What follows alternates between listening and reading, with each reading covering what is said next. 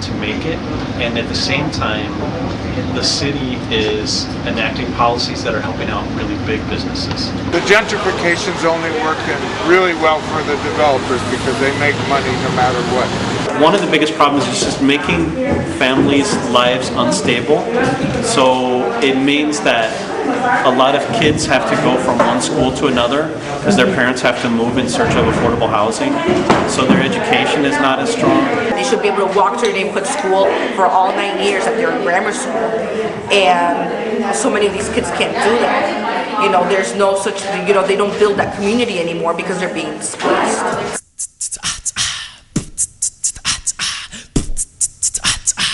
This school used to have many more students than what we have right now. It doesn't have the diversity that it used to have. I feel like it's not gonna be any Puerto Ricans, Mexicans, nobody, nowhere around. It's just gonna be all white people. Right now, it's leading to keeping racial segregation and economic segregation.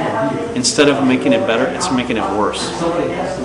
It's going to make Chicago a more segregated city. I feel like it's not right. We should live where we want to live. Because I'm one of them, you know, I'm not going to sit there and have people kick me out of my home just for white people to move in. I'm not for that.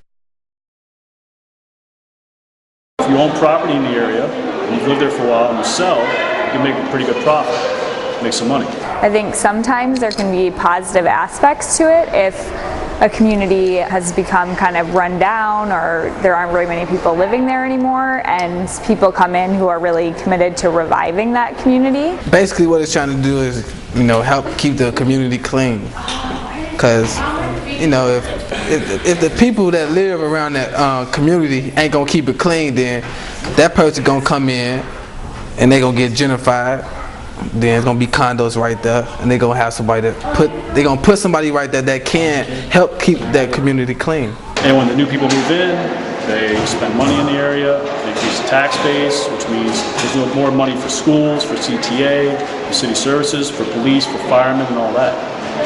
That's usually a good thing for an area, the more money that comes in. Usually with gentrification you get sort of better stores come into the neighborhood. Stores like Target and Walmart and other stores opening around Logan Square. Starbucks, said to be the start of the downfall of the Wicker Park Bucktown neighborhood. Starbucks, the Gap. All these kind of restaurants coming in and some of the places that you like going away. I know that sometimes it makes unsafe neighborhoods more safe. For instance, a lot of those housing projects and the high-rises, it seems like maybe they got a little out of control. You know, like there were lots of gangs and that kind of thing, lots of fighting. So I think what the city is trying to do by tearing them down is to regain some control and to make safer places for people to live. So I think that's what they're trying to do. Now, I think that they also took away a lot of people's homes. So is it a good thing? I don't know. Is it going to work? I don't know. I support positive change. I will not say that I support gentrification. I think it's good and bad. I think there's two sides to the issue. I know that sometimes it's necessary, but I wish that it was controlled a little better. It's nice to see things look better and look beautiful and be new, but again, when you think about sociology and economics and what have you, it's always an issue about the disadvantage and the haves and the have-nots. It depends on your social class, I think, in terms of whether it's a positive or a negative. Gentrification always means that people will be displaced. How can people say, okay, these are the changes that are happening, I don't know if they're really necessarily good, and how can we take that and use that to make positive changes within our neighborhood and our community? During spring break, it was around 8:30 at night, me and my family were trying to figure out what we wanted to eat for dinner, and my neighbor comes and tells me, your back porch is on fire. So I was like, no, that can't be. And I walked to my back door and it's on fire. And just like that, we lost everything. It was 4 families in the building, and thank goodness nobody died, but we lost everything. I was standing out here now, how it's cold, with no shoes, no socks, no clothes, nothing. Just watching my home burn down. For 2 weeks, me and my family bounced around hotels, friend's house, out south. but I live in this neighborhood and this community, and I wanted to stay here. And people at LSNA, neighbors, and people I didn't even know heard about my tragedy, and they were there to help and to help me and my family. So everything we lost in the fire, we got back so much more.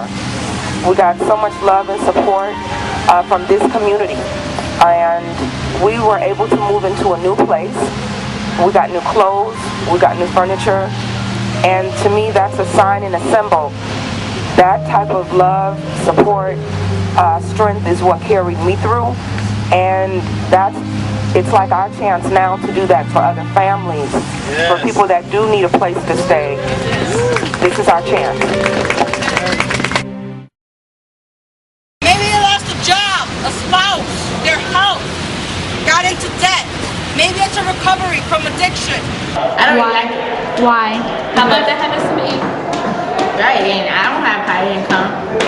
Neither do I. Has it affected your life? Yeah, a lot of my friends are from Park, they moved away. I think gentrification is affecting our community, not personally me, but friends and family. I have relatives who have been affected. I'm facing the situation where my apartment was sold, they're making it into condos, and I'm going to be one of the ones looking for somewhere to live. So I'm fighting for affordable housing because I'm one of the ones who need it. I have worked one-on-one with people that are homeless, and I have seen women and children, and I've seen men come in our doors that I would never have thought, and I would have thought they were a classmate of mine, or I would have thought they were a teacher, or a brother, or a grandmother, but they needed a place to stay, and they had nowhere to go. And experiencing that, and knowing that it was up to me to help them find a place, it's overwhelming, but also encouraging to see someone go from hopelessness to hopefulness. I used to live in California and Cortland, and now all those are like condos. And now we're poor. When I was born, my parents moved into an apartment in Lincoln Park. And when my parents were ready to buy a house of their own, they couldn't buy in Lincoln Park because it was too expensive. And so that's why we ended up in Logan Square. We had to move west because there was just no way for my parents to afford a house there. And now I see the same thing happening to families here. That, you know, they're here for 5-10 years and it's like, all right, we're ready to buy our own house, and they can't afford to do it. Do you feel that gentrification is happening in your community? Absolutely. My taxes have doubled in the past year. My grandma had a house and they kicked out, and so now she lives in an apartment. She had to pay monthly when she used to just pay like yearly. We was living in Cabrini Green, and my mama, she had to move because they was tearing the buildings down to make condos. Yeah, that's how you ended up here. Yeah, that's how I ended up here. We have been directly affected by it. We rent, and